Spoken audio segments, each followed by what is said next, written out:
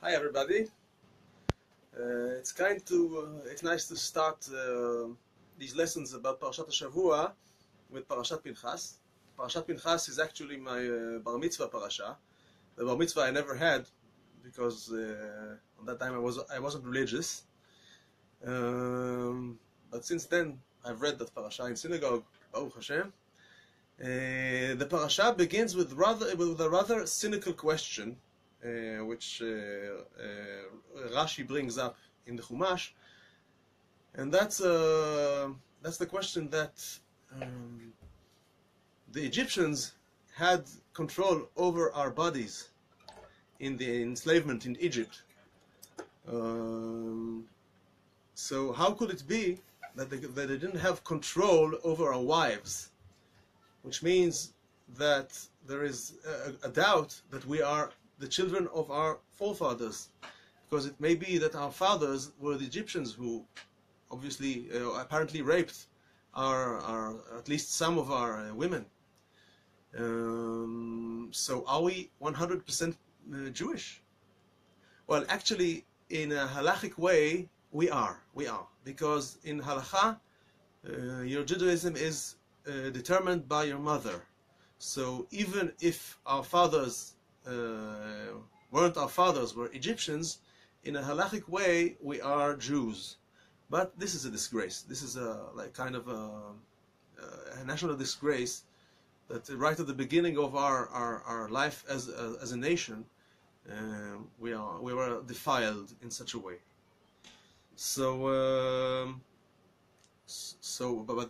But as we came out of Egypt, we have this question which is like hovering over our heads.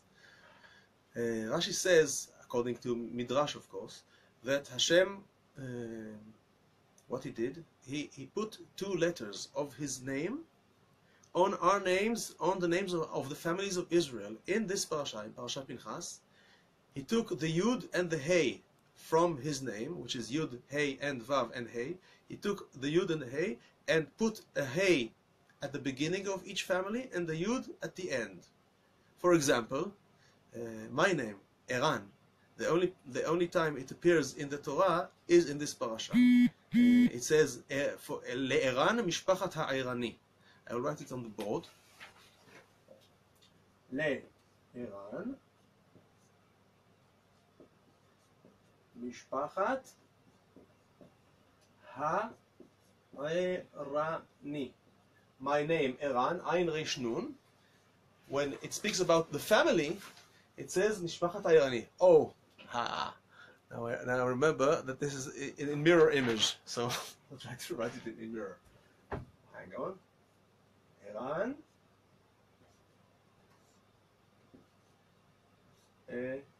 Ha-Erani.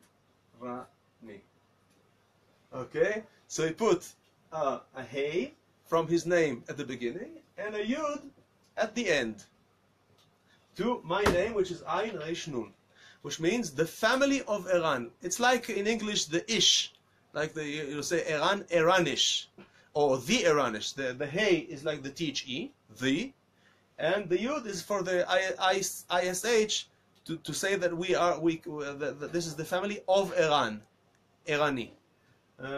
So we have a Hey in the beginning and the Yud in the end, and that's like a testimony that the name of Hashem resides on us, and that means that no way it couldn't be that our fathers were Egyptians, were Gentile. But of course you could ask, but this is normal Hebrew grammar. So what testimony is this? It's just correct Hebrew. So there is one proof, and Rashi brings it. The proof is Mishpachat HaYimna. I'll write his name.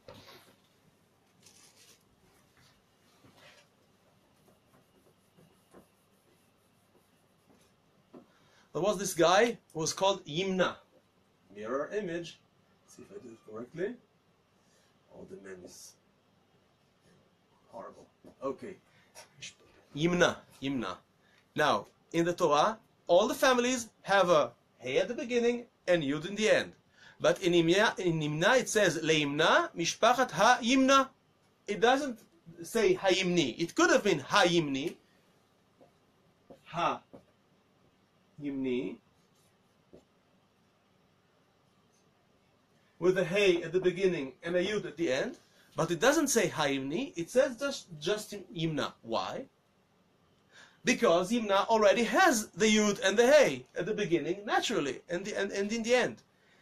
And actually, it's even a slightly less correct Hebrew to say Leimna Mishpachat Hayimna. It should have been Leimna Mishpachat Hayimni according to grammar rules.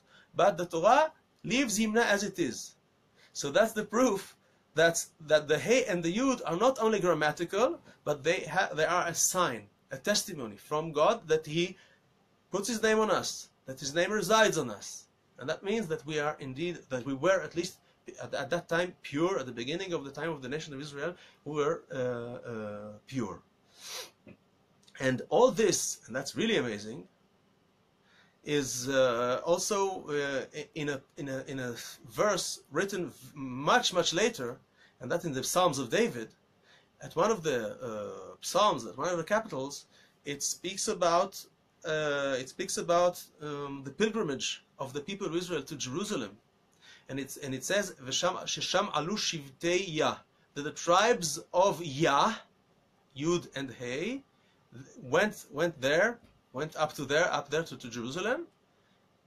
Edut leIsrael, a testimony for Israel.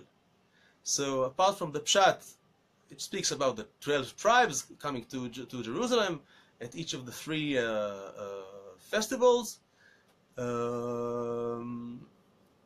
It says, it hints also, there is a clue in there, a hint, a remez, as we say in Hebrew, to this thing that the name of Yud Hey is imprinted on the names of the tribes, so that it is a edut l'Israel, a testimony from God that indeed we are 100% pure Jewish. Now I want to emphasize here that, as I said before, as the mother is Jewish, it doesn't matter if the father is not Jewish, and there are many converts which both father and mother, both parents are not Jewish, and converts are perfectly Jewish. But you have to admit that there is a difference between a convert who had his conversion, his giyur, ka'alacha, by law, in a lawful way, to what was presumed here, that the Egyptians, through sheer force, took our wives and did what they want. It's a hell of a difference. So this is a little thing, a little beginning also for us in the shiurim on Parashat Hashavua. I want to make them short, some 10 minutes every week, be'ezrat Hashem, bli neder. So I hope you enjoyed it, and any comments are very, very welcome.